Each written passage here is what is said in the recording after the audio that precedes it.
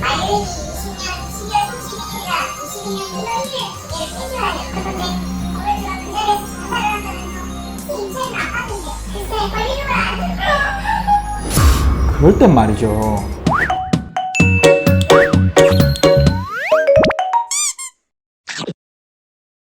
안녕하세요, 곰변입니다. 여러분, 권리금이란 단어 들어보셨어요? 혹시 부모님이나 회사 사람이 저기 횡단보도 앞에 떡볶이 가게 권리금이 5천만 원이나 한단다 이런 말하는 거 들어보셨어요? 그 외에도 권리금을 얼마를 받고 내줬다 이런 말씀 한 번쯤은 들어보셨죠? 오늘은 이 권리금이 뭔지, 건물주가 권리금 회수를 방해할 때 할 수 있는 법적 조치가 뭔지에 대해서 알아보겠습니다. 아이고, 난리도 이런 난리가 없습니다. 거리가 텅텅 비었어요. 자영업자분들 속이 타들어가고 있습니다. 오늘 이 주제를 얘기하려는 이유도 최근에 권리금에 대해서 상담이 실제로 많이 들어와요. 그만큼 많은 가게가 문을 닫고 있는 거겠죠. 제가 직접 상담을 해드렸던 사례로 권리금을 설명해 드릴 건데 조금 이따 말씀드리고, 그 전에 권리금이 뭔지부터 설명해 드릴게요. 권리금은 쉽게 얘기하면 기존 임차인이 새로 들어올 임차인으로부터 받는 돈입니다. 원래는 일종의 관행이었어요. 여기가 내가 이만큼 읽어놓은 자리다, 그러니까 이만큼 보장된 자리니까 보상을 하고 들어와라 하면서 별도로 돈을 받기도 하고 챙겨주기도 하고 뭐 그런 보너스, 관행 뭐 그런 거였죠. 근데 점점 이걸로 법적인 분쟁이 많아지니까 2015년에 상가건물임대차보호법에서 권리금을 법적인 권리로 보호하기 시작해요. 이제 진짜 권리를 가진 거죠. 그래도 약간 애매하긴 해요. 그런데 이 권리금을 못 받으면 어떻게 되겠어요? 기존 임차인 입장에서 얼마나 화나겠어요. 내가 열심히 밭을 읽어놨는데 제대로 수확도 못하고 씨를 뿌려놨는데 개 줬어, 뭐 이런 셈이 되는 거죠. 그러면 어떤 경우에 권리금을 못 받을 수도 있는지, 그리고 그땐 어떻게 권리금을 회수할 수 있는지 제가 직접 상담한 사례를 하나 각색해서 들려드리고 설명해 드릴게요.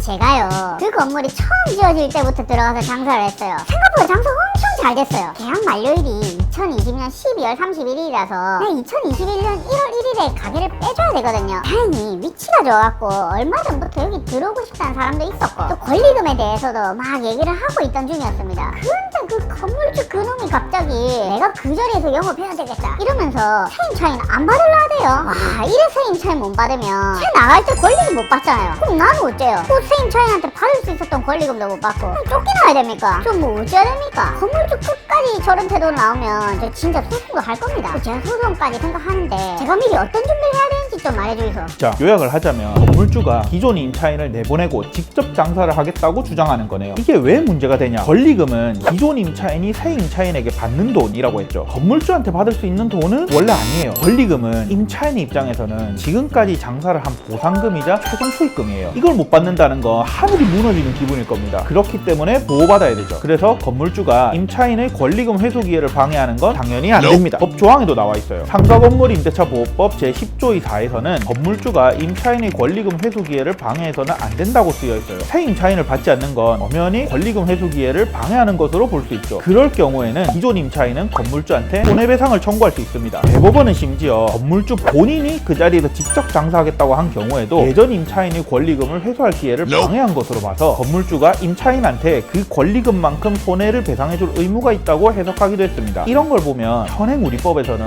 이 권리금에 대해서 상당히 중요하게 보고 있는 것 같네요. 중간 정리 한번 할게요. 권리금이란 기존 임차인이 새 임차인에게 받는 보너스 같은 돈이다. 건물주는 기존 임차인이 새 임차인에게 이 권리금을 회수할 기회를 방해하면 안 된다. 자, 그러면 아까 상담자분이 어떤 조치를 취해야 하는지 볼까요? 첫째, 먼저 건물주가 새 임차인을 받을 의사가 없다는 증거를 확보해야 됩니다. 상담자분이 직접 새 임차인을 소개해줘도 되고, 아니면 건물주가 명확하게 다음부터 새 임차인을 안 받겠다는 의사를 표현해도 돼요. 중요한 건 문자나 메일, 통화 녹음이라도 이 의사소통을 하면서 증거를 남겨둬야 돼요. 소송은 결국 증거 싸움이거든요. 문자에 대해서 막 계속 대답을 하지 않고 일십을 한다 그러면 내용 증명을 보내는 방법도 있습니다. 이 내용 증명이 좀 번거롭긴 해도 제일 확실한 증거가 될 수는 있습니다. 건물주랑 의사소통을 해서 합의가 잘 이루어진다면 제일 좋겠지만, 여기서 합의점을 찾지 못하면 소송을 준비해야 됩니다. 그러면 한 가지 더 준비해야 될 게 있습니다. 둘째, 객관적으로 내 가게의 권리금이 얼마인지 특정해야 됩니다. 손해배상 청구 소송을 하려면 손해배상 금액을 특정해야 되거든요. 금액이 제대로 특정되지 않으면 패소할 가능성이 높습니다. 이때 그냥 막연하게